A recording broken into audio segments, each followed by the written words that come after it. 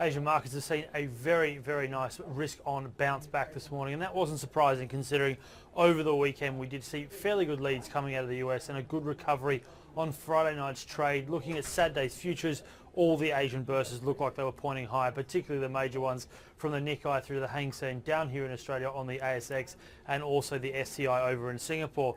Not a huge amount of news to really sort of put your hat on in terms of macro data, but it has been all around the fact that we have seen geopolitical issues starting to de-escalate quite rapidly, and that was a good sign for markets. We did obviously see over the weekend some strikes on ISIL over in Iraq with the US doing airstrikes there.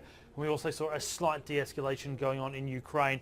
All of that has given a little bit of confidence considering last week in the Nikkei and also down here in Australia was the worst week we've seen in 2 years. 8 consecutive loss-making days here in Australia.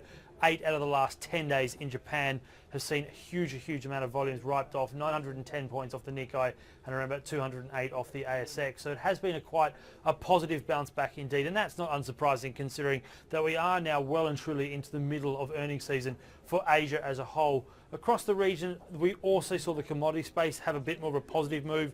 Gold, copper, also aluminium and nickel all look like they were stronger over in Shanghai, and that also helped the material space across the region ramp up. As I said, not a huge amount of macro news to really put your hat on.